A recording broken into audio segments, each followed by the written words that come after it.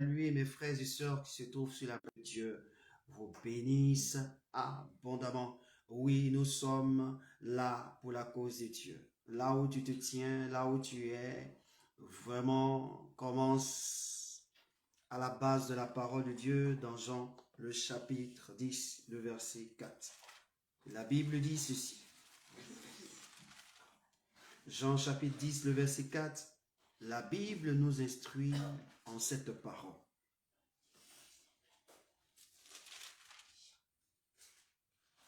Lorsqu'il a fait sortir toutes ses propres brebis, il marche devant elles et les brebis le suivent parce qu'elles connaissent sa voix. Amen. Cette parole qui me plaît, c'est parce qu'on dit ici, les brebis le suivent parce qu'elles connaissent sa voix. Et vous êtes connectés, vous êtes venus à cette plateforme parce que vous avez entendu la voix de votre berger, vous avez entendu l'heure que votre berger vous a donnée. Et vous êtes censé vous diriger vers cette plateforme. Et c'est pourquoi je veux dire merci au Seigneur parce que vous venez d'accomplir une parole de la Bible. C'est pourquoi là où tu te tiens, dis merci au Seigneur. Dis merci au Seigneur, dis merci au Seigneur, bénis Dieu de ce que toutefois il t'appelle, ton cœur se précipite à entendre sa voix. Dis-lui merci parce qu'il t'a donné cette journée. La Bible déclare lorsqu'il a fait sortir toutes ses propres brebis. Ce matin, c'est Dieu qui t'a donné la vie. Ce matin, c'est Dieu qui t'a donné la force, la santé. C'est lui qui t'a fait sortir du sommeil. C'est lui qui t'a fait sortir de la profondeur des ténèbres. Lorsque tu étais endormi, c'est lui qui était là. Alors ouvre la bouche ce soir et dis merci au Seigneur dans le nom puissant de Jésus-Christ. Bénis Dieu, célèbre-le. Au nom de Jésus, nous prions. Père, nous te rendons toute la gloire. Nous te disons merci, Papa, car tu es digne d'adoration et d'élévation. Merci pour ton amour, merci pour ta fidélité. Il t'a plu de me donner la vie. Il t'a plu de me sortir du monde des ténèbres. Lorsque j'étais couché, oh demi-mort Seigneur, tu savais ce qui se passait. C'est toi qui m'as soufflé dans les narines le souffle de vie afin que je puisse me tenir sur mes pieds. Je veux te rendre toute la gloire, Jésus de Nazareth. Je veux te célébrer, je veux t'exalter, je veux te lever. Magnifique est ton nom, Dieu de gloire, Dieu puissant et Dieu merveilleux. Comment ne pas te lever, comment ne pas te célébrer, comment ne pas te glorifier, comment ne pas t'exalter. Dieu vivant et Dieu excellent, merci pour ta présence. Merci encore Jésus. Merci pour ton amour. Merci Jésus. Merci, merci. Merci Dieu de gloire. Merci Dieu vivant. Merci Dieu excellent, Dieu puissant. Honneur et puissance et gloire te reviennent. Jésus de Nazareth.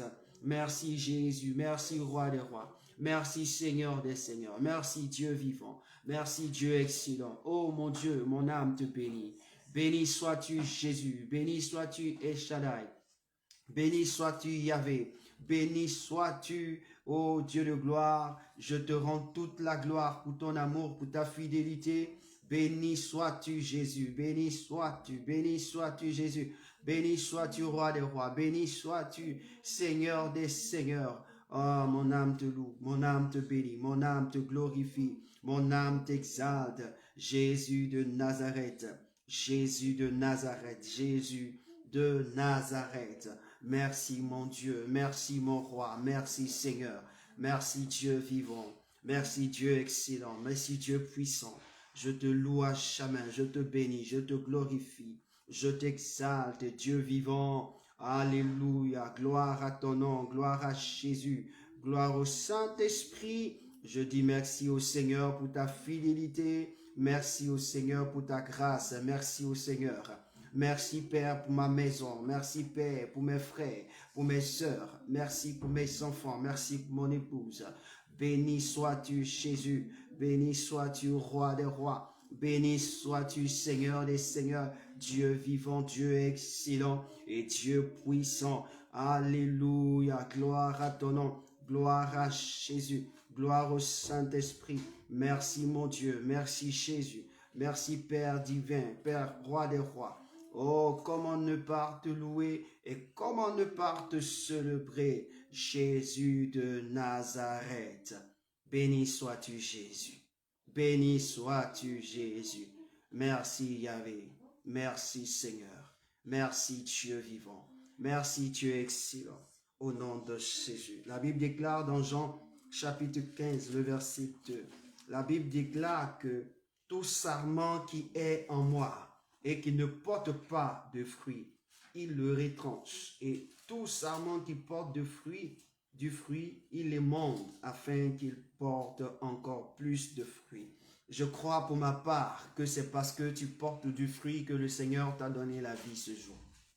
Et parce que nous portons ensemble des fruits que le Seigneur nous a permis de voir ce nouveau jour. Et c'est pourquoi je veux dire à quelqu'un ce soir, dis au Seigneur ce qui est en moi qui ne porte pas du fruit pour ta gloire. Et monte-le, enlève-le, prends la machette, prends ton épée et taille ma vie au nom de Jésus. Taille ce qui ne t'honore pas. Enlève sur ma vie comme tu enlèves sur l'arbre. Enlève sur ma vie comme tu enlèves sur le sceptre. Seigneur, tout ce qui n'honore pas ton nom, enlève cela au nom de Jésus. Fais-le, dis au Seigneur, enlève. Oh, ce qu'il doit enlever, c'est ce qui ne plaît pas au Seigneur. C'est que tu sais que ça ne plaît pas à Dieu, qui se trouve en toi, qui se trouve dans ton cœur, qui se trouve dans ta pensée, sur toi, en quelque chose. C'est un comportement, dis au Seigneur, ce comportement ne plaît pas. Dis au Seigneur, enlève, enlève. Ce qui ne te plaît pas, enlève ce soir.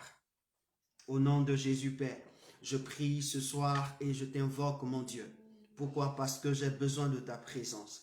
J'ai besoin de toi parce que, Dieu, j'ai besoin que ma vie soit propre. Seigneur, tu l'as dit que tu es saint et toi, tu voudrais que nous aussi, nous soyons saints.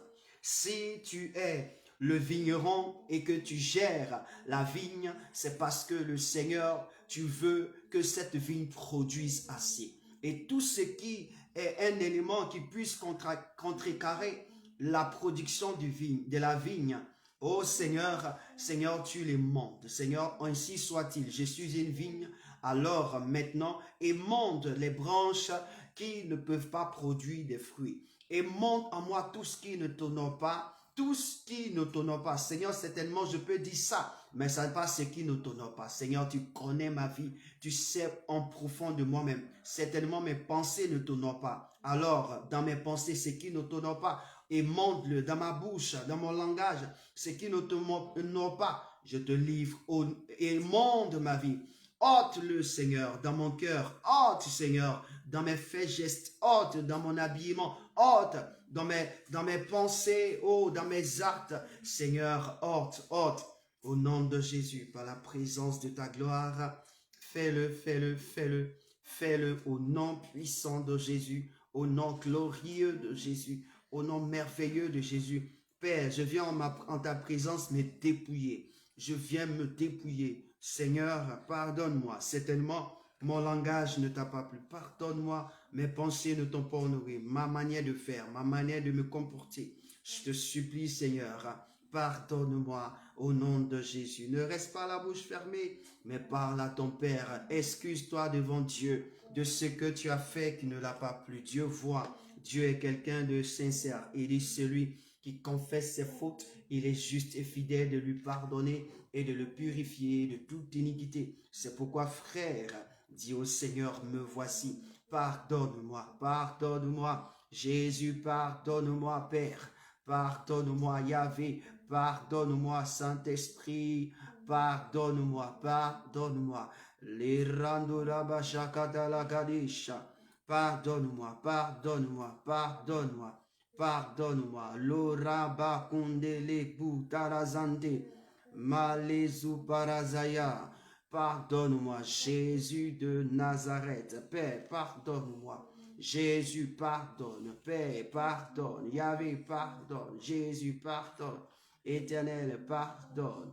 Au nom puissant de Jésus de Nazareth.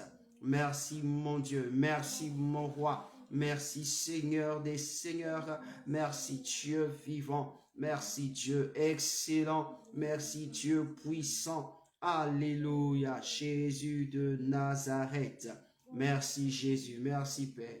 Merci de me pardonner. La Bible déclare que dans Colossiens, le chapitre 2, il a effacé les actes dont les ordonnances nous condamnaient. Il les a effacés par quoi?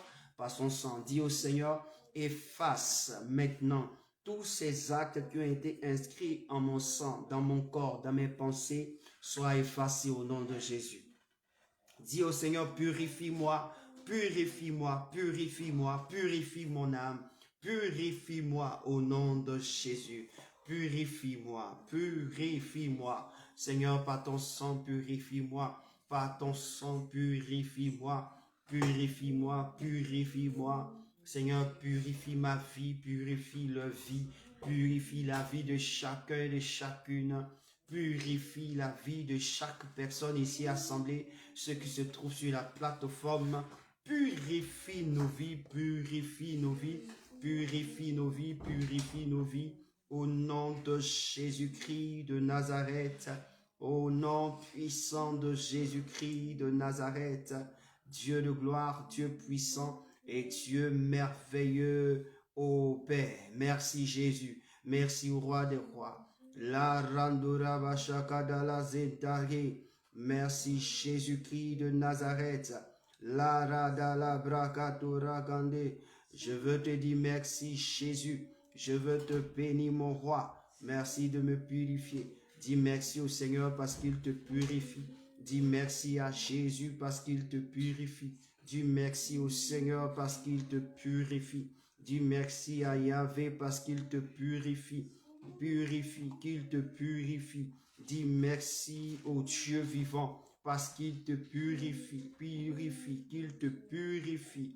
Qu'il te purifie. Dis merci à Jésus qu'il te purifie. Dis merci au roi qu'il te purifie. Merci Jésus. Makalabra kurazakaya dalabra. Lereketele bojata la kandele brejat. Au nom de Jésus, au nom de Jésus, au nom de Jésus, au nom de Jésus, au nom de Jésus, au nom de Jésus, au nom de Jésus, au nom de Jésus, au nom de Jésus. Merci Père, merci Jésus, merci au Roi des rois, merci Seigneur des seigneurs. Gloire à ton nom Jésus, merci Dieu vivant et Dieu exceptionnel. Que quelqu'un dise merci au Seigneur. Dis merci à Dieu, dis merci à Dieu. Dis merci à Dieu, dis merci à Dieu, au nom puissant de Jésus de Nazareth, au nom glorieux de Jésus de Nazareth. Alléluia. Merci Père, que le nom de Dieu soit béni, que quelqu'un dise Amen. Là où tu es, dis Amen. Amen. Que Dieu nous bénisse. Nous sommes à notre jeudi avec le Saint-Esprit et je crois que le Saint-Esprit te fera du bien ce soir. Et comme je l'avais dit depuis cette nouvelle année a commencé, le Seigneur nous a mis à cœur de pouvoir, comme objectif que nous devons atteindre durant cette année 2026, c'est que nous devenons de vrais adorateurs parce qu'il a constaté que dans le monde, il y a des adorateurs, mais il n'y en a pas les vrais. Peu sont les vrais, comme il a dit, peu sont les ouvriers, mais la moisson, elle est grande. Alors nous devons former de vrais adorateurs. Nous devons rechercher des vrais adorateurs. Et si nous recherchons des vrais adorateurs, ce qui veut dire que Dieu recherche des vrais adorateurs, non pas des adorateurs. Il y a des hommes qui adorent Dieu, oui, mais ils ne sont pas vrais. La vérité des adorateurs, c'est ce que Dieu attend. Et ce soir, nous avons déjà commencé le mardi. Le mardi, nous avons parlé de quelque chose de très important concernant la femme samaritaine, l'entretien que Jésus a eu avec cette femme samaritaine. Mais encore ce soir, je voudrais vous donner quelque chose. Jésus disait à la femme samaritaine, c'est ce passage qui m'inspire pour vous parler de ce que je dois vous parler ce soir. Allons-y dans Jean le chapitre 4. Jésus disait ceci à la femme samaritaine, dans Jean chapitre 4.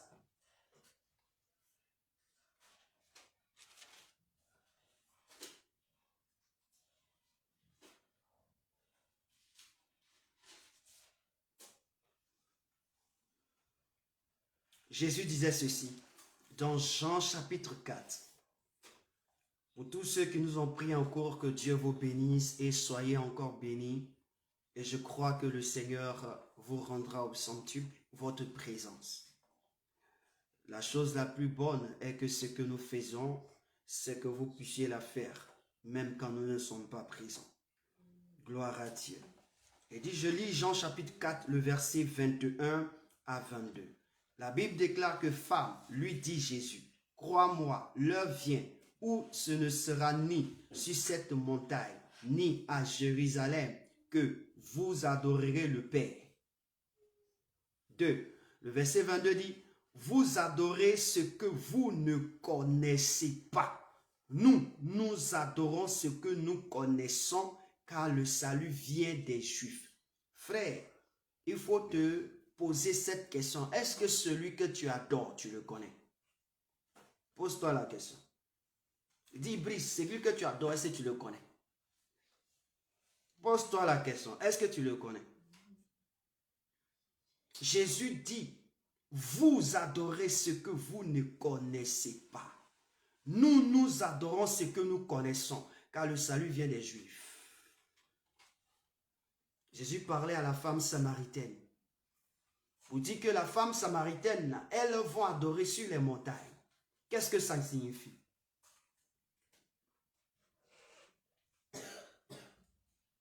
Jésus est en train de dire à quelqu'un que ce n'est pas sur la montagne que Dieu se trouve. Et ce n'est pas aussi à Jérusalem que Dieu se trouve. Un temps soit peu, Dieu était sur la montagne. Lorsque Moïse venait sur la montagne, Dieu le rencontrait sur la montagne. Mais ça ne veut pas dire que Dieu est sur la montagne. Un temps soit peu, il y a eu le temple qu'a construit Salomon, où tout le monde devait venir à Jérusalem pour pouvoir adorer Dieu. Tout le monde, toute la terre, toutes les nations de la terre. Mais ça ne veut pas dire que Dieu est à Jérusalem. Et Jésus dit à cette dame que nous adorons ce que nous connaissons, car le salut vient des Juifs.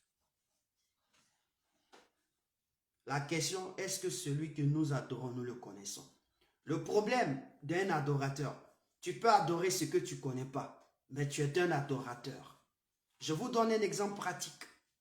Quand vous partez en Afrique centrale, quand vous partez en Afrique de l'Ouest, quand vous allez là-bas, il y a des personnes qui adorent des choses sans le connaître.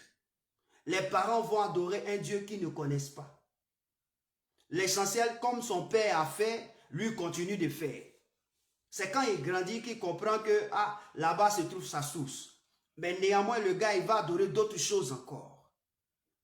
Nous sommes sortis des familles des adorateurs, d'une famille adoratrice qui adore l'eau, qui adore des pierres, qui adore des arbres. Mais ce n'est pas dit que ce sont des vrais adorateurs. Dieu n'a pas besoin de ces personnes. Et par moments, nous adorons aussi comme ça. Des gens qui sont là, c'est-à-dire que quand, à part leur prophète, leur pasteur ou comme on appelle leur apôtre, le docteur, c'est-à-dire que pour eux, c'est Dieu qui est là. Il n'y a personne qui puisse leur dire quelque chose qui puisse changer le cours de l'histoire de leur vie. Jésus disait un jour, si vous avez fait à l'un de ses plus petits, c'est à moi que vous l'avez fait. Jésus peut passer par un étranger que tu ignores pour te transmettre une vérité. Jésus peut passer par un instrument inerte pour te transmettre la vérité. Jésus peut passer par une personne qui n'a pas son sens au complet pour te transmettre une guérison. Dieu n'est pas limité à toutes choses. Et donc ce soir, qu'est-ce que je voudrais dire? Que devons-nous savoir du Dieu suprême que nous désirons adorer? Parce que quand il désire adorer quelque chose, ou quelqu'un, ou une personnalité, une divinité, il faut chercher à connaître cette chose pour mieux l'adorer. Si tu n'adores pas avec la connaissance, tu vas pécher. Et si tu pèches, ce Dieu que tu adores peut te tuer. Et la plupart de ceux qui ne cherchent pas à connaître ce Dieu sont dans le libéralisme. C'est-à-dire qu'ils sont dans le libertinage. C'est-à-dire que ces personnes-là, il dépasse les bornes. Dieu, quand il crée toutes choses, il met des bornes. Nous allons découvrir cela tout à l'heure. Vous savez pourquoi Dieu nous a donné la terre pour résidence? Vous savez pourquoi? Posez-vous la question. Les poissons vivent longtemps dans l'eau. Vous savez pourquoi quand on a un poisson dans l'eau, on le met sur la terre, quelques instants plus tard, le poisson étouffe? Vous ne savez pas. Mais quand il est dans l'eau, il vit comme il peut vivre. Ce sont des lois. À chaque lieu où nous nous trouvons, il y a des lois. Et nous sommes soumis à des lois par rapport à Dieu. Et une loi que tu dois savoir, la loi de connaître Dieu. La loi de connaître celui que tu dois adorer. Effectivement, ce que je vais dire tout à l'heure, tu as attendu plusieurs fois, mais cela ne te dit rien dans tes situations, dans tes problèmes. Quand tu te trouves dans certains problèmes, ça ne te dit rien. Ce que je vais dire tout à l'heure, pour toi, tu as déjà entendu, mais ça, tu ne vis pas ces choses dans ta vie. Dans chaque situation dans laquelle tu te trouves, tu ne vis pas ces choses. C'est-à-dire que tu ne te rappelles pas de ces choses. Et ça fait de toi un faux adorateur. Le premier, ce sont des attributs de Dieu dont je veux parler aujourd'hui. La première des choses, ou le premier point que je veux que tu comprennes, c'est quoi? Le premier point, l'Éternel est omniscient. Je vais dans Ésaïe 46. Allons-y là-bas. Ésaïe 46. Ésaïe 46, versets 9 à 10. Ésaïe 46, versets 9 à 10. Il faut mettre ça dans ton esprit, c'est important. La Bible déclare ceci: souvenez-vous de ce qui s'est passé dès les temps anciens, car je suis Dieu, et il n'y en a point d'autre. Je suis Dieu, et nul n'est semblable à moi. J'annonce dès le commencement ce qui doit arriver, et longtemps d'avance ce qui n'est pas encore accompli. Je dis, mes arrêts subsisteront, et j'exécuterai toute ma volonté. Alléluia. Ici, voici ce que Dieu dit, à part lui, à personne. Et ce qui me plaît au verset dit, il dit, j'annonce dès le commencement ce qui doit arriver. Il n'y a aucun autre Dieu qui peut annoncer dès le commencement ce qui doit arriver. Les fétiches n'ont jamais annoncé quelque chose qui doit arriver. Les marabouts n'ont jamais annoncé quelque chose qui doit arriver. C'est Dieu qui annonce. Il dit, avant même que cela ne s'accomplisse, il parle de ça encore. Quand vous partez dans Psaume 33, le verset 6. Allons-y dans Psaume 33, le verset 6. Je vais te parler de Dieu qui est omniscient. 33, verset 6. 33, verset 6. Et je lis la parole. Les cieux ont été faits par la parole de l'Éternel, et toute la mer par le souffle de sa bouche.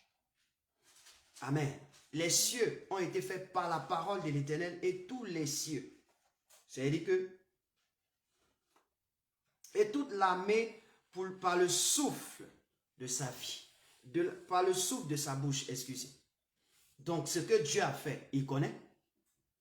Il a connaissance de ça. Le monde que Dieu a fait, il a connaissance de ça. La terre que Dieu a fait, il a connaissance de ça.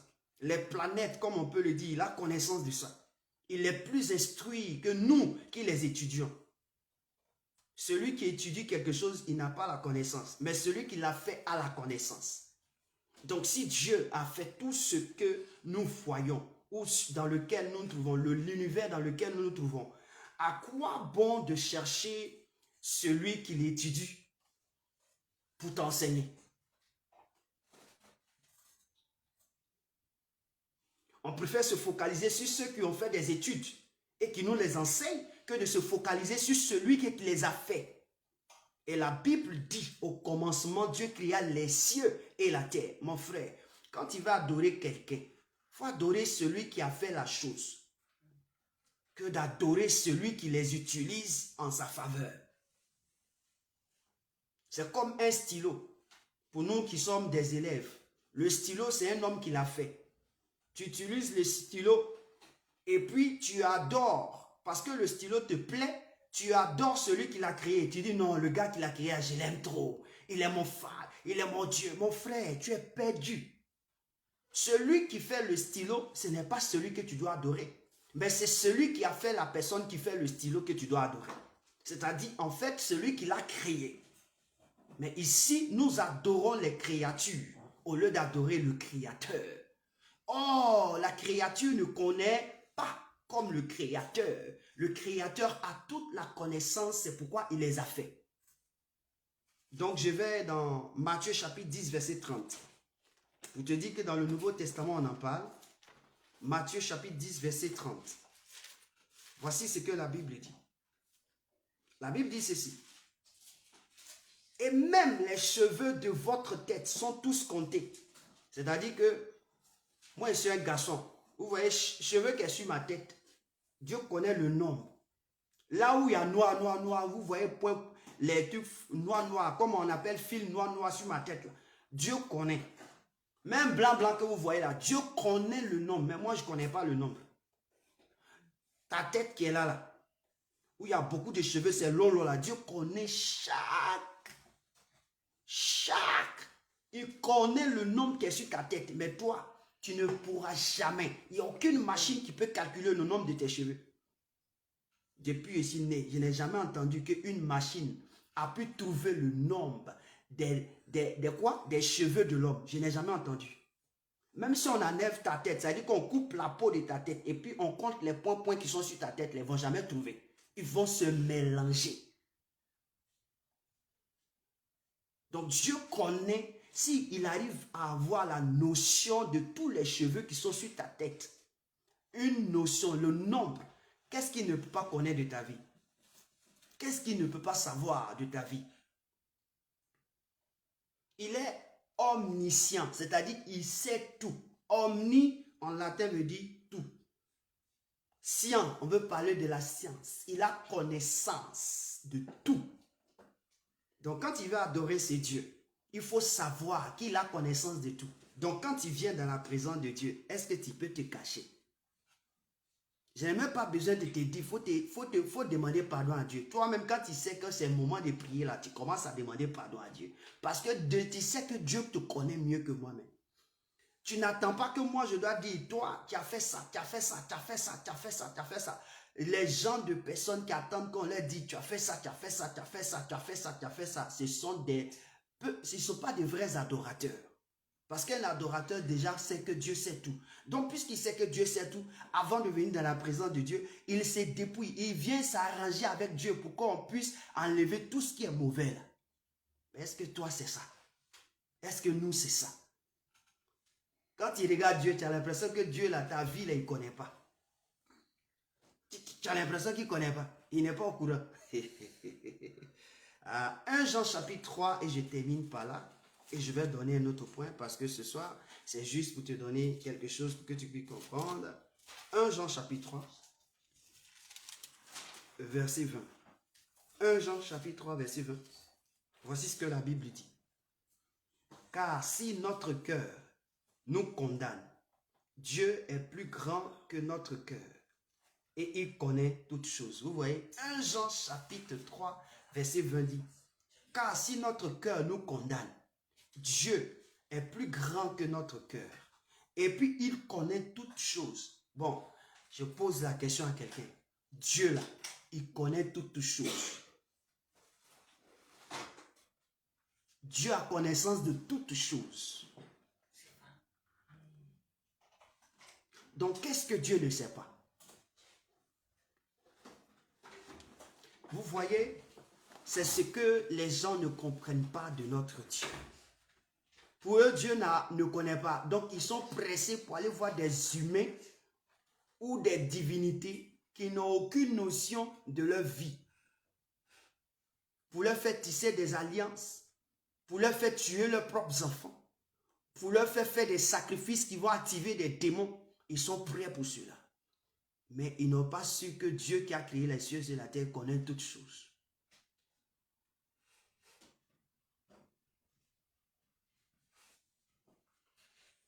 Dieu est omniscient. Je veux dire à quelqu'un, il arrive un moment de ta vie où tu dois comprendre que Dieu est omniscient. Il sait tout. Parce que par moment, ta manière de penser, ta manière de parler, c'est-à-dire que tu reflètes comme si Dieu ne sait pas tout. Souvent, même quand tu vas prier, là, de la manière dont tu pries, là, c'est comme si Dieu ne sait pas. C'est-à-dire que tu prends le temps, même le malin plaisir de t'expliquer, tu expliques la situation comme si c'est toi qui connais mieux la situation que Dieu. La question que je vais te poser matin, quand tu dormais profondément, tu ronflais, tes deux pieds étaient en l'air, et puis tu t'es réveillé matin là, est-ce que tu t'es posé la question, au moment où je ne rêvais pas là, qu'est-ce qui s'est passé? Qui est venu dans ma chambre? Quel esprit qui était là? Mais Dieu savait qui était là. Dieu savait quel esprit qui était là pour te visiter la nuit là, dans la maison là, il savait. Mais toi, tu ne sais pas. Mais quand tu te réveilles, tu es sur tes deux pieds, ton langage, tu exprimes que Dieu ne comprend rien de toi. Un jour, Dieu s'est fâché et dit à Israël, toi tu dis oui, ma destinée est cachée en ta présence. Quoi est caché devant Dieu? Rien. Rien n'est caché devant Dieu. Rien, rien, rien.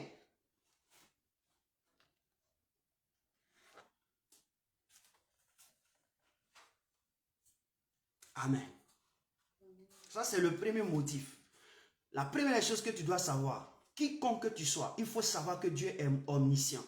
Donc, je veux dire à quelqu'un, tu veux avoir une connaissance, il faut t'accrocher à qui? À celui qui connaît. Tu veux être quelqu'un de meilleur dans la connaissance, il faut t'accrocher à celui qui connaît. Tu veux être quelqu'un qui sera un génie de la notion de connaître certaines choses, il faut t'accrocher à celui qui t'a créé. Effectivement, il y a beaucoup d'hommes, tu vas lire n'importe quel livre, mais la connaissance, tu ne vas pas l'avoir. Parce que la Bible dit, la lettre est tue, mais l'esprit vivifie. C'est pour dire quelque chose. Tu peux avoir toutes les connaissances de ce monde, mais tu vas mourir comme un chien affamé.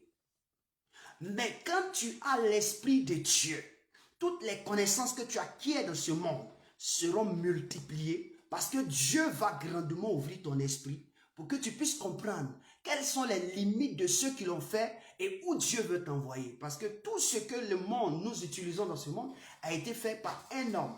Et c'est Dieu qui l'a illuminé.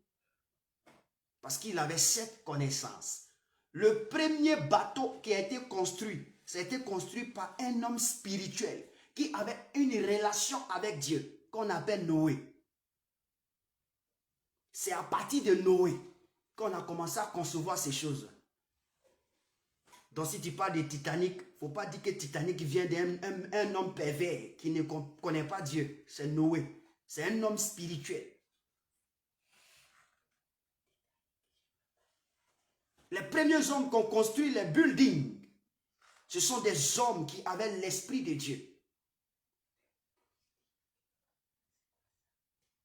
Et donc, il ne faut pas dire que les hommes qui ont construit les buildings d'aujourd'hui, là, ce sont des hommes. Non, c'est les premiers hommes qui les ont fait. Ce sont des hommes qui avaient l'esprit de Dieu. Mais puisqu'ils avaient l'esprit de Dieu, ils ne voulaient pas accomplir la volonté de Dieu. Dieu a fait quoi? Dieu a dit, votre building, là, je vais arrêter ça. On appelle ça la tour de Babel. Donc, quand tu vois les immeubles, 30 immeubles, 100, jusqu'à on s'en va là, c'est-à-dire qu'il y a des hommes qui l'ont fait d'abord. Ils sont des hommes spirituels. La descendante d'Adam, ce sont des hommes spirituels. Et ces hommes-là, parce qu'ils ne voulaient pas accomplir la volonté de Dieu, on dit multipliez, vous remplissez la terre. Et il dit, on va rester ici, on construit, on arrive chez Dieu, on monte, on descend, on monte, on descend. Dieu dit oui, comme je vous ai donné mon esprit pour monter, descendre, vous allez comprendre. Il les a dispersés. Donc écoute très bien. On nous donne des instructions dans ce monde. Mais celui qui a la meilleure des instructions s'appelle le divin, Dieu qui a créé les cieux et la terre. Si tu ne t'accroches pas à lui, tout ce que tu auras comme connaissance, ça sera vain. Ça va te servir que pour ici. Quand tu meurs, tu vas directement à l'enfer. Parce que Dieu te dira, qu'est-ce que tu as fait de cette connaissance que les humains t'ont donnée. Tu les as utilisées, certes, mais ma connaissance est au-delà d'eux. Parce que cette connaissance, c'est moi qui les ai données. Même quand on rentre en Pythagore, on va dans la chimie, on va dans les informatiques, tout ça, là, ça parle de Dieu. Vous parlez de tablettes. Aujourd'hui, là, lisez la parole de Dieu. Vous allez trouver que Dieu a donné des tablettes à Moïse. Et sur les tablettes, il a écrit lui-même 10 commandements. C'est parce que Dieu a fait des tablettes que les hommes aujourd'hui font des tablettes. Tu ne sais pas, tu n'as pas de connaissance que les tablettes. Dieu, c'est lui qui a fait. Moïse était la première personne à toucher la tablette. Pose-moi la question. Téléphone là, ça vient d'où? Je vais te donner encore. Ah oui. Pose-moi la question. Je vais te donner le téléphone là, ça vient d'où? Le téléphone, c'est celui qu'on appelle le prophète. Alléluia. Parce que lui voit tout. Il entend tout et il sait tout. Et Dieu établit des hommes comme ça sur la terre. Tu ne peux rien faire dans ta maison qui n'entende.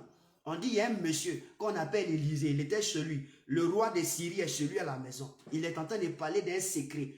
C'est comme s'il parle au téléphone. Au même instant que le gars parle, le gars qui se trouve en Israël, hein, il entend la voix du roi depuis chez lui. Téléphone sans fil. Il reçoit tout ce que le gars dit. Et le lendemain, piège qu'il veut tendre à Jérusalem ou au peuple d'Israël, là, on dit, Élisée, le prophète dit, roi, faut pas passer ici, passez comme ça, faites comme ça. On dit, mais qu'est-ce qui se passe? Et puis nos projets échouent. Il y a un qui était dans la maison du roi qui dit, écoutez, il y a un monsieur qu'on appelle Élisée, c'est un prophète. Lui là, c'est lui qui parle de ça. Ses yeux voient partout. Quand tu t'amuses à Dieu, vous ne connaissez pas Dieu. C'est pourquoi vous négligez Dieu. Dieu dit, je veux des vrais adorateurs cette année. Il faut que tu arrives à concevoir dans ton esprit que Dieu sait tout. Rien ne l'échappe. Si tu es convaincu, dis 3 fois Amen. Donc, je parle du deuxième. Le deuxième, c'est quoi? Le deuxième, l'Éternel est omnipotent. Allons-y dans la parole de Dieu, dans Job 42. Job 42. Job 42.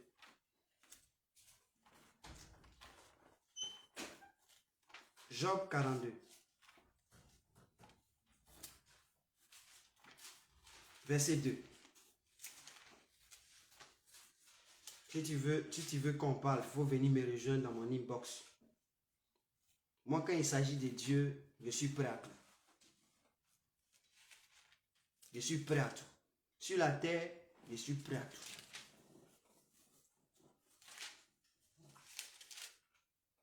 Quel que soit ton niveau spirituel, ça ne m'impressionne pas. Il faut déplacer les montagnes, ça ne m'impressionne pas. Job 42, verset 2.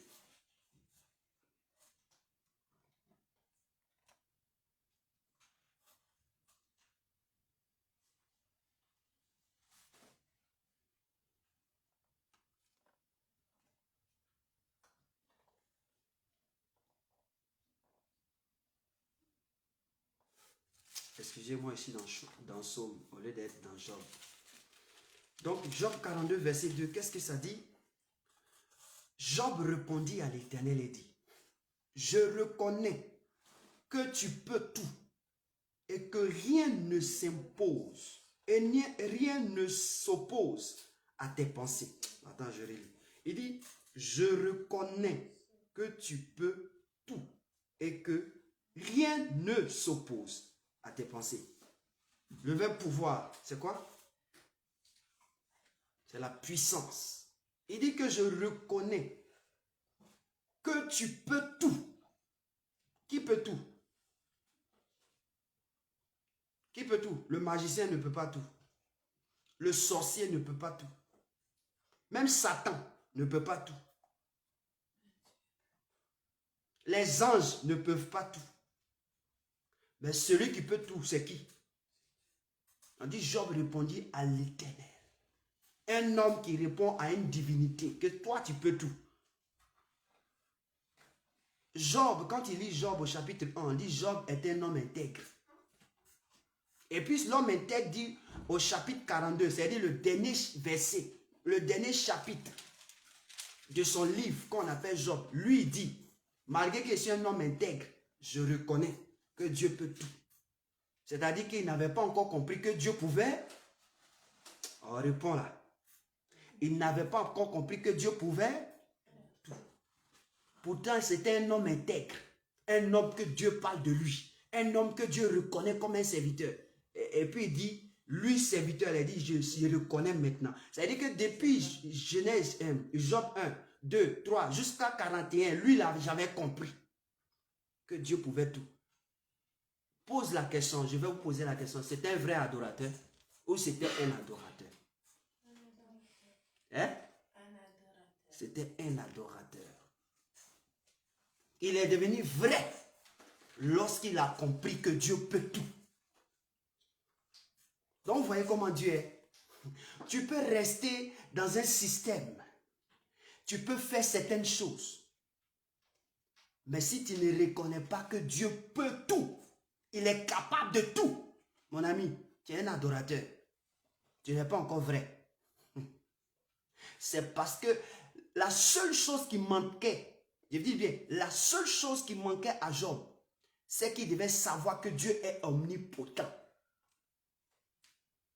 Et c'est à cause de ça, ça a attiré tous ces dégâts dans sa vie. Quand il a reconnu tout ce qu'il avait perdu, Dieu lui a donné sans doute.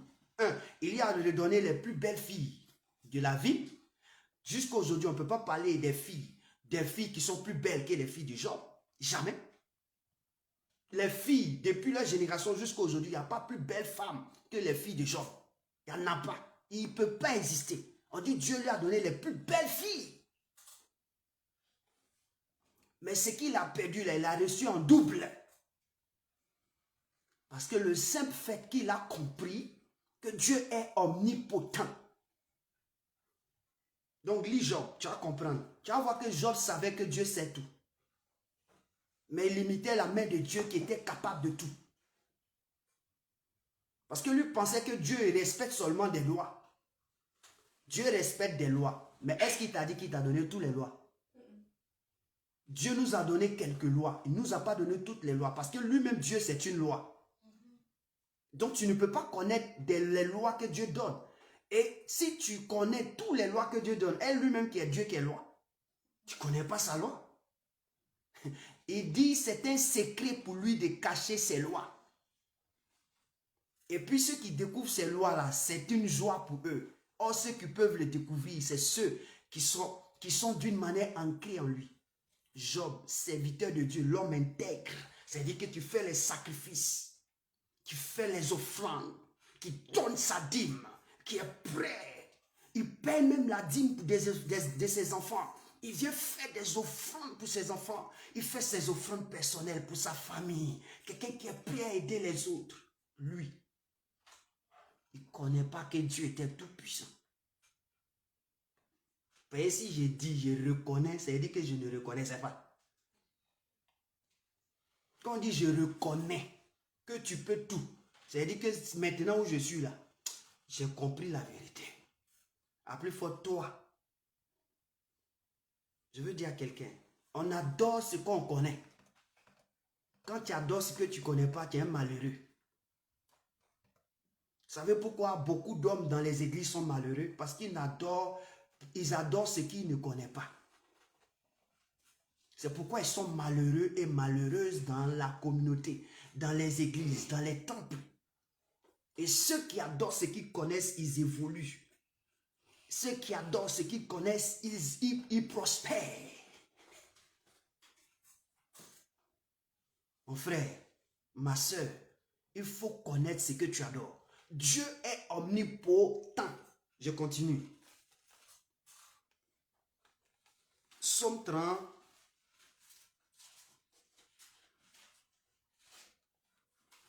Ah, j'ai fait l'inverse.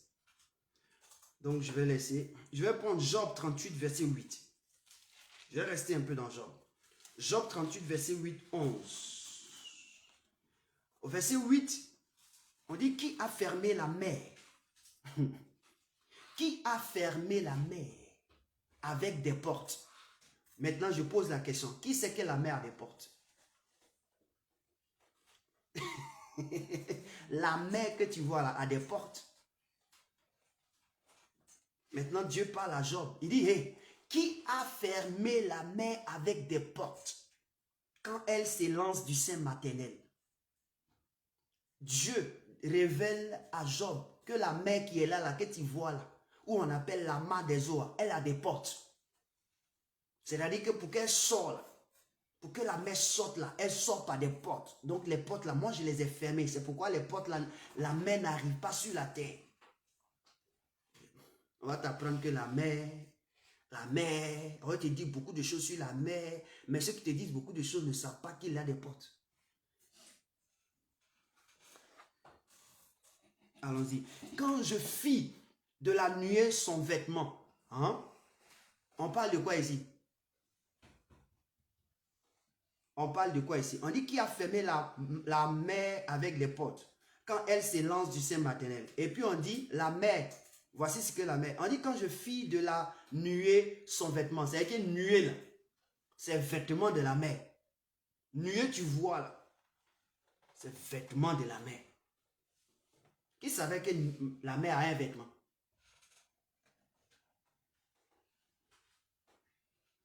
Et de l'obscurité, c'est l'ange. Hein? On dit et de l'obscurité, c'est l'ange.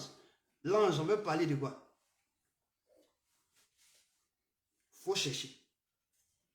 Toi, tu dis tu connais tout là.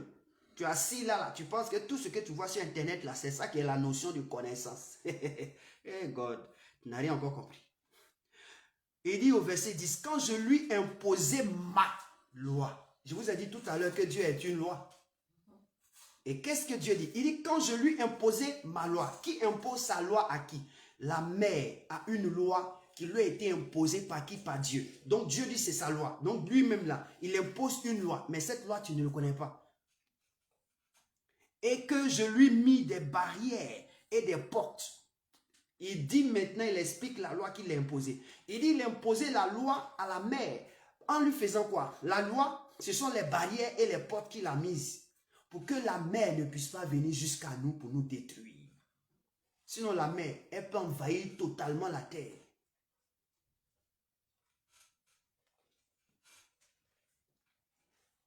Verset 11, il dit,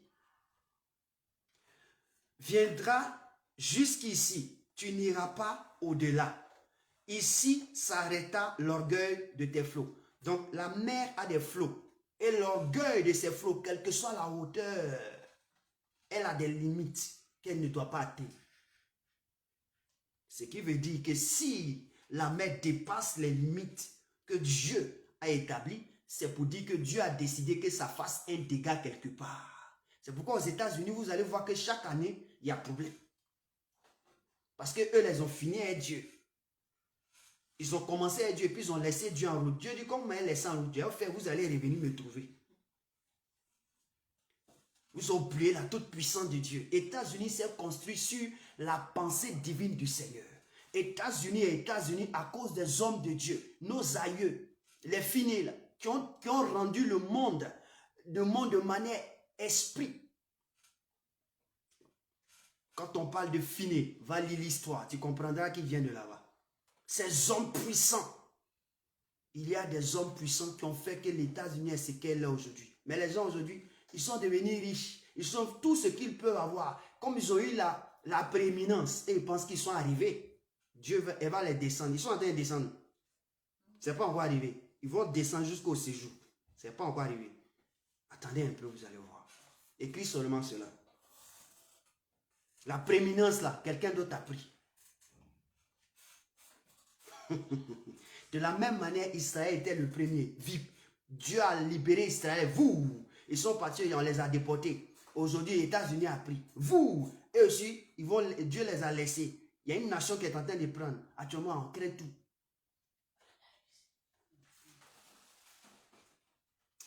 Quoi? Omnipotent. Ça révèle la toute puissance de Dieu. Donc quand tu es un adorateur de Dieu et que tu ne sais pas que ton Dieu que tu adores est tout puissant et que pour des petites situations tu es en train de pleurnicher, Dieu est assis au ciel et puis il se demande, est-ce que celle-là me connaît même? Est-ce que celui-là me connaît même? C'est-à-dire qu'il ne m'a pas connu. C'est pourquoi la Bible déclare dans Amos, mon peuple périt par... Est-ce Amos? C'est Amos ou bien c'est Osée? Dites-moi. Celui qui comprend dit, donne-moi le verset.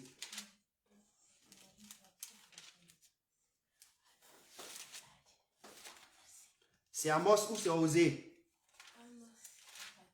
Qui dit, mon peuple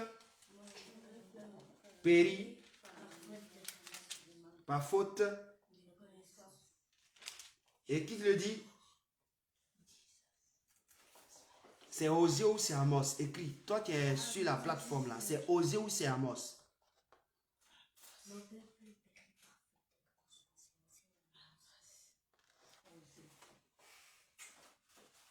Où on dit mon peuple périt par faute de connaissance, ça c'est Amos ou c'est Osée? Osée chapitre 4 verset 10. Verset 6 ou verset 10? Verset 6. Que Dieu te bénisse et qu'il t'élève, qu'il ouvre ton esprit et que les anges du ciel viennent partager leur connaissance avec toi. Pour celle qui a répondu, Dieu soit béni. Amen. Et donc c'est Osée chapitre 4 verset 6. Mon peuple est détruit parce qu'il lui manque la connaissance. Amen. Puisque tu as rejeté la connaissance, je te rejetterai et tu seras dépouillé de mon sacerdoce, puisque tu as oublié la loi de ton Dieu. Vous voyez? Il dit, puisque tu rejettes la connaissance, je te rejetterai et puis tu seras dépouillé de mon sacerdoce. Or, quelqu'un qui est dans le sacerdoce, c'est un adorateur. C'est pas ça? Donc, si Dieu te dépouille de son sacerdoce, c'est parce que tu es limité. Tu ne veux pas connaître Dieu dans une profondeur qu'il te dépouille. Parce que toi, tu n'es pas digne de servir Dieu. Donc, voici là. C'est ça qui va nous disqualifier le jour où on sera devant Dieu. Dieu va nous dépouiller de son sacerdoce parce que nous n'avons pas considéré Dieu dans son omnipotence ou dans son omniscience. Donc, adorer Dieu n'est pas facile, mon ami. Quand il dit tu es chrétien, il faut fermer ta bouche un peu. Tu n'es pas chrétienne, tu n'es pas chrétien. La Bible déclare que tu es un enfant de Dieu. Relis ta Bible. Je te contredis. Je dis relis ta Bible. Tu n'es pas chrétien, tu n'es pas chrétienne. La Bible dit à ceux qui l'ont reçu et à ceux qui croient en la parole de Dieu. La parole a donné le pouvoir de devenir enfant de Dieu, ni chrétien. De devenir enfant de Dieu. Ceux-ci sont nés ni de la volonté de l'homme, ni de la volonté de la chair, ni de la volonté du sang, mais de la volonté de Dieu. Mon frère, tu n'es pas chrétien. Tu es enfant de Dieu. Quand il t'appelle chrétien, tu es en train de sortir de la perspective de enfant de Dieu. Pourquoi je le dis? L'enfant de Dieu, c'est celui qui révèle Dieu. Et parce qu'il révèle Dieu, les païens l'appellent chrétien. C'est-à-dire qu'il est le petit du Christ. Comment toi-même tu peux témoigner de toi sans faire ce que tu dois faire? C'est une abomination. Comment tu peux dire je suis le Père? Oh, pourtant tu n'es pas le Père, tu es le Fils.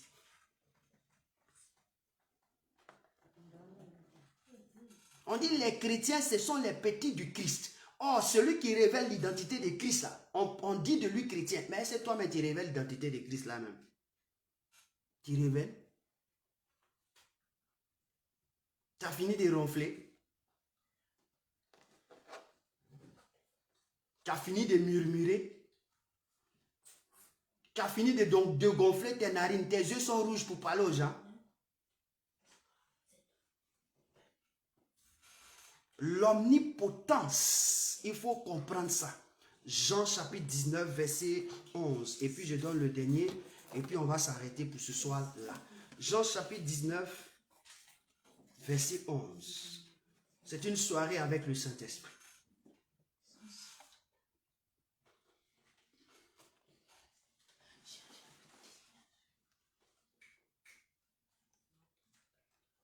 Jean 19, verset 11, je lis la parole.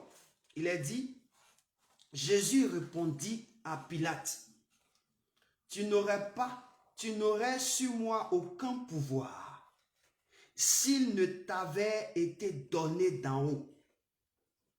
C'est pourquoi celui qui me livre à toi commet un plus grand péché. Vous savez, Jésus connaît que le pouvoir ne vient pas des hommes. Le pouvoir vient de qui? De en haut. Or, celui qui est en haut, c'est qui? On parle de Dieu. Donc, le pouvoir vient de Dieu. Donc, la toute puissance, là, ça vient de Dieu. Donc, quand c'est quelqu'un sur la terre, et puis il commande toute la terre, c'est Dieu qui lui a donné le pouvoir, ça. Va regarder Nebuchadnezzar. Va regarder Pharaon. On dit Dieu a fait d'eux des dieux sur terre. Mais arrivé un moment, qu'est-ce que Dieu a fait? Il a enlevé sa main sur leur tête. Quand Dieu enlève sa main sur ta tête, là, c'est la folie qui va t'attraper. Il y a un monsieur qui croyait tout permis. Dieu l'a établi roi. Il gérait la royauté comme il voulait. On dit Dieu enlève sa main sur lui. Vous savez ce qui vient? Il y a un démon qui vient le saisir. Jusqu'à il se déshabille. Il se déshabille. Il voit quelqu'un pour venir le guérir. Il voit un médecin qui vient le guérir. Le médecin est en train de faire son action pour le guérir. Lui, il prend un truc, comment on appelle, un javelot pour pouvoir tuer le médecin. Est-ce qu'il est normal, lui, là? Dieu a enlevé sa main sur toi. Le gars, là, il sait comment chasser le démon qui est venu prendre la place de Dieu. Et toi, tu cherches à le tuer. C'est entre Saül et David. Lis l'histoire, tu vas comprendre. La toute puissance de Dieu, Dieu est capable de te bénir. Quand Dieu enlève sa main, c'est qu'il y a un démon qui vient. Parce que là où Dieu s'assoit, là, un démon ne peut pas venir. Mais quand Dieu quitte là, le démon vient en même temps. Il sait que autorisé, ça veut dire que c'est une loi. Quand Dieu dit, c'est comme si Dieu dit, là où je suis, tu ne viens pas. Mais là où je ne suis pas, tu viens. Donc lui, il obéit en même temps à la loi. Donc imagine quelqu'un qui n'a pas Dieu dans sa vie. Quelqu'un même qui refuse d'avoir Dieu dans sa vie. Mon ami, ce sont des démons qui vont te malmener matin, midi, soir. L'omnipotence de Dieu. Et je vais terminer par ce troisième avec lequel on va terminer ce soir. Et juste pour te donner, pour que nous soyons de vrais adorateurs cette année, il faudrait que nous ayons ces trois choses dans notre esprit, dans nos comportements, dans nos faits et gestes, dans nos pensées, dans notre manière de réagir. L'omniscience de Dieu. C'est-à-dire que Dieu connaît, il sait tout, il connaît tout. L'omnipotence de Dieu. Dieu est tout puissant. Rien ne peut l'égaler. Il peut changer toutes choses. En un clin d'œil, pif, il le fait. Et la troisième des choses, Dieu est omniprésent. Il est partout à la fois. Omniprésent veut dire, il est partout à la fois. Au même instant que Dieu est en train de m'inspirer, afin de t'instruire, au même instant, Dieu est à côté de toi. Il regarde comment ton cœur est en train de réagir en fonction de la parole. Au même instant que Dieu est en train de parler au travers de moi, il est en train de te regarder comment tu es assis sur ton fauteuil. Qu'est-ce que tu fais? Où tu es? Qu'est-ce que tu fais? Si tu es en train de manger, il regarde. Si tu es en train de distraire, il voit. Au même instant. Au même instant. Dieu est capable. Au même instant qu'on est en train de parler ici aux États-Unis, il est dans toutes les nations. C'est-à-dire que rien ne puisse l'échapper. Il est présent partout. Je vais dans Psaume 139. Et puis tu vas comprendre ce que ça veut dire.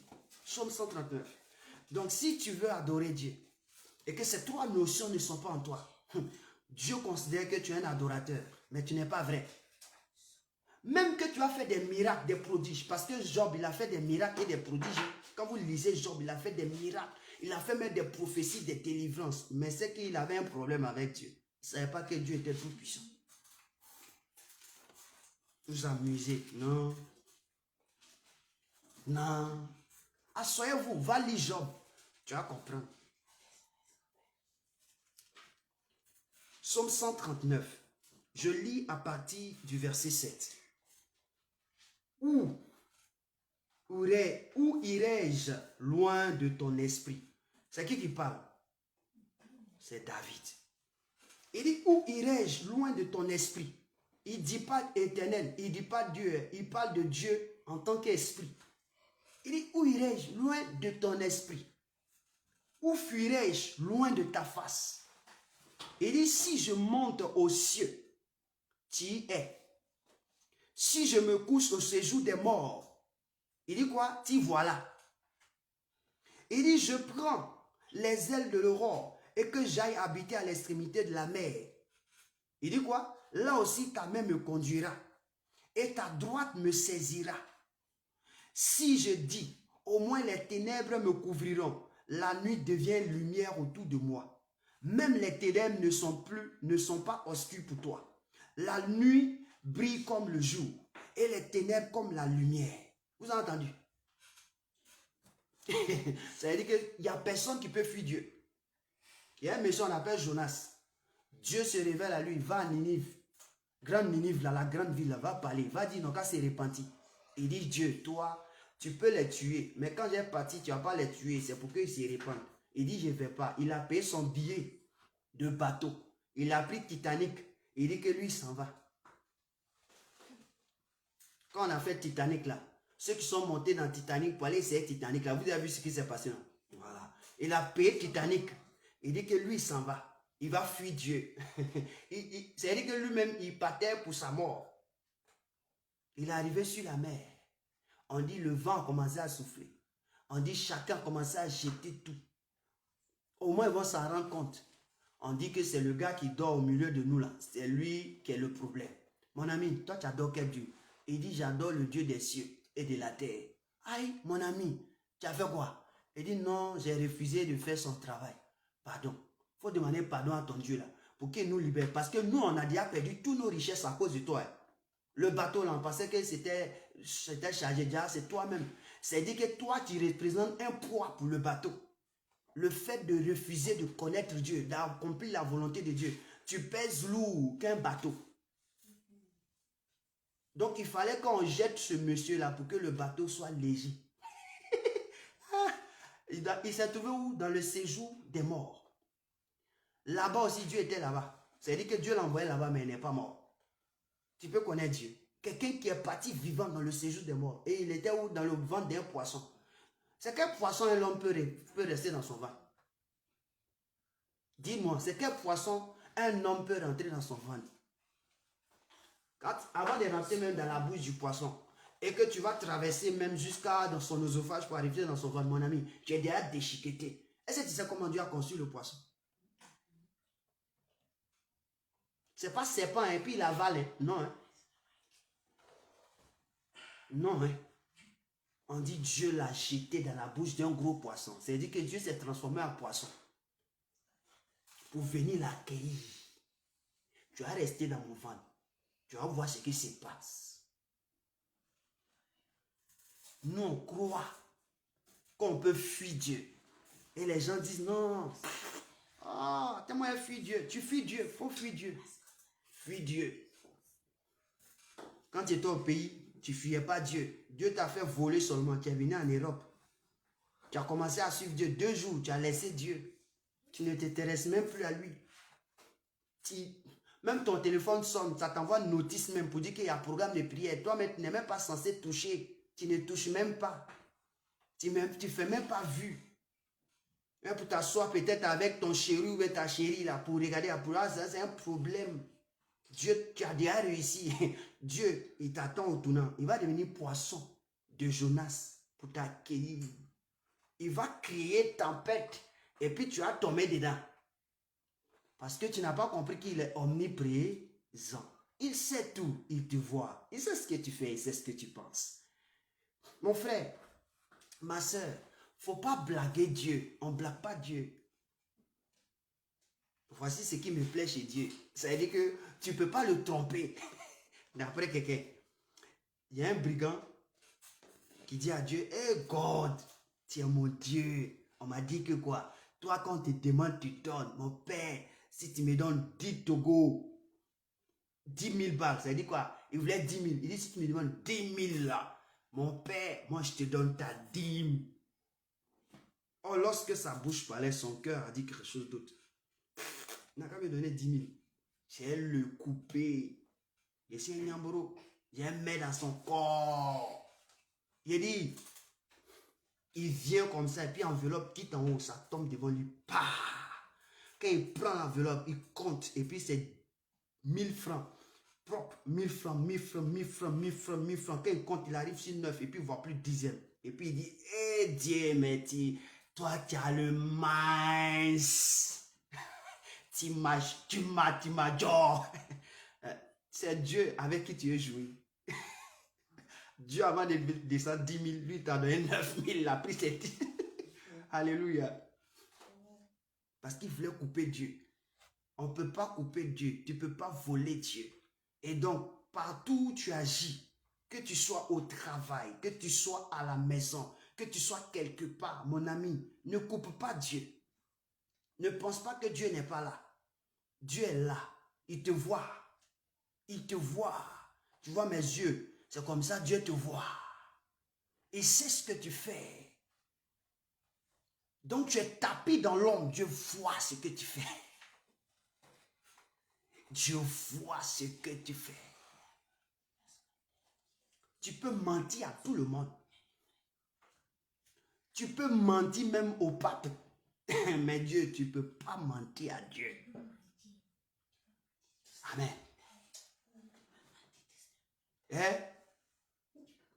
Mon ami, on ne se cache pas. Les gens disent non, on va cacher. On ne se cache pas. Jésus a dit, tout ce qui est secret sera mis à nu. Tout ce qui est dit dans les maisons seront proclamés. Donc, ici, l'omniprésence de Dieu veut dire que Dieu est partout à la fois. Donc, tu vas à la douche, Dieu te voit. C'est pourquoi un jour, quand je prêchais, j'étais encore au pays, je prêchais, et je disais certaines choses par rapport à des sœurs. Et des gens m'accusaient que je m'asseyais pour regarder en dessous de mes sœurs. Je me suis tué, je leur ai dit, voici ce que je voudrais faire. J'ai dit à Dieu, je ne parlerai plus, je ne voudrais plus qu'on me programme jusqu'à nouvel ordre. Mais ce que tu dois faire, c'est que tu me fais voir et que je dis, il faut faire voir à d'autres personnes. Les propres sœurs qui m'ont dit que je fais ça là, c'est eux-mêmes qui prêchent ce que je prêche. Et là, Dieu a fait mon parable. Je veux dire à quelqu'un, Dieu te voit, il sait ce que tu fais. Je disais à une sœur, on était à je faisais sa cuda. Et puis le Seigneur m'ouvre mes yeux. Et puis je vois qu'elle est seule dans la douche. Tu es seule dans la douche. Mais c'est comme si elle était avec un homme. Alléluia. J'ai dit, mais attends, quand ils vont dans la douche, qu'est-ce que tu fais? Qu'est-ce qui te prend dans la douche? Et puis tu as de ces... Elle avait honte. J'ai dit non, c'est parce que Dieu sait que je t'ai demandé. Et si tu ne parles pas, je vais te dire ce que c'est. Et c'est là, elle va me dire. Je lui ai dit, Dieu ne veut plus que tu fasses ça. De la même manière, les hommes sont dans la douche. Et ils vont toujours dans la douche. C'est eux qui finissent savon de leurs parents. C'est-à-dire que savon, on a payé là. C'est eux qui finissent ça. Parce que leur frapper à Oko là, ils frappent à Oko matin, midi, soir. Donc, savon de son papa là, ça disparaît dans la... Ça disparaît. Même des chrétiens, ils sont prêts à frapper à Oko. Parce que pour eux, on dit non, comme tu es chrétien, comme tu es un enfant de Dieu, on dit que tu es chrétien, on dit les chrétiens, vous ne devez pas avoir des rapports avant le mariage. Donc, les gens, ils font quoi? Ils vont trouver le moyen de pouvoir satisfaire leur libido. Il y a des gens, ils sont là, ils regardent les films porno pour s'aider. Il y a des gens, ils frappent à Oko pour s'aider. C'est dangereux. Toi, enfant de Dieu, je veux te dire ce soir, Dieu, il est présent là où tu es. Et je termine dans Deutéronome 30, verset 14. Lis avec moi pour que tu saches que Dieu est là où tu es. Deutéronome 30, 14. Je m'arrête là. Deutéronome 30, 14. Qu'est-ce que ça dit? La Bible dit ceci. C'est une chose, au contraire, qui est tout près de toi, dans ta bouche et dans ton cœur, afin que tu la mettes en pratique. On dit c'est une chose au contraire qui est tout près de toi, dans ton cœur et tout, et quoi? Et dans ta bouche. On parle de qui ici? On parle de Dieu. Donc il est présent en même temps dans ton cœur. Il est présent dans ta bouche. Et puis il est à côté de toi. C'est qui? C'est Dieu. Donc maintenant où tu t'en vas là, Dieu n'est pas là-bas. Je te pose la question. Quand il va te déshabiller, Dieu ne te voit pas. Quand il va te laver là, Dieu ne te voit pas. Quand il va dans le WC là, Dieu ne te voit pas. Quand il t'a te coucher là, Dieu ne te voit pas. Quand il monte d'avion là, Dieu ne te voit pas. Dieu est partout. Donc si toi, enfant de Dieu, tu n'as pas cette notion et que tu ne comprends pas qu'adorer Dieu, c'est d'avoir ces trois notions pour savoir que Dieu est présent et qu'il me voit, il sait ce que je fais, et que Dieu est omnipotent, il est le tout-puissant, et que Dieu est omniscient, il connaît tout. Si tu ne sais pas ça, tu es un adorateur. Tu n'es pas encore en train d'emprunter le chemin de quoi? Des vrais. Amen. Que le Seigneur te bénisse. Ce soir, c'était jeudi avec le Saint-Esprit. Dieu voudrait que nous soyons de vrais adorateurs et il nous instruit à connaître celui que nous voulons adorer. Ce soir, je pense que tu as toutes les cartes maintenant pour pouvoir commencer à savoir que tu dois vivre selon Dieu. Je ne voudrais même pas te forcer. Je t'instruis. Si tu veux, tu le fais. Si tu veux, tu ne le fais pas. Le résultat ne reviendra qu'à toi. Moi, je ne suis qu'un canal par lequel Dieu est venu te dire, voici ce que tu dois savoir de moi pour m'adorer. Pour que tu sois dans la lignée, dans la route des vrais adorateurs. Il faut que tu saches que je suis une personne qui connaît tout. Donc, si tu manques de connaissance, viens à moi, je te donnerai la connaissance. Si tu manques de pouvoir, de puissance, viens à moi, je te donnerai la puissance. Si tu manques de présence partout, viens à moi, je te donnerai les yeux pour voir partout. Alléluia. Dis merci au Seigneur, bénis Dieu, célèbre-le au nom de Jésus, prie, prie. Dis merci au Seigneur, dis merci à Dieu, dis merci à Dieu. Merci Père, merci pour ta parole. Merci de nous avoir instruits. Comment nous devons te connaître? Seigneur Jésus a dit, vous adorez ce que vous ne connaissez pas. Il a eu raison. Aujourd'hui, nous venons de découvrir que Job ne savait pas que tu étais tout puissant. Tu avais toute la puissance de ce que tu avais créé et que tu gérais tout selon ta loi. Seigneur, je viens te dire merci parce que tu nous as ouvert les yeux, tu nous as parlé pour que nous sachions que de la même manière, tu as toute la connaissance, de la même manière, tu as toute la puissance, de la même manière, tu es présent partout et Seigneur, rien ne t'échappe, rien ne peut te défier. Et rien ne peut t'arrêter. Aucune des notions ne peut t'arrêter. Les hommes sont incapables. Mais la Bible déclare, tout est possible à Dieu. Je veux te dire merci Seigneur pour sa parole, pour ce message. Merci d'avoir fortifié mes frères, mes sœurs. Merci de les avoir édifiés.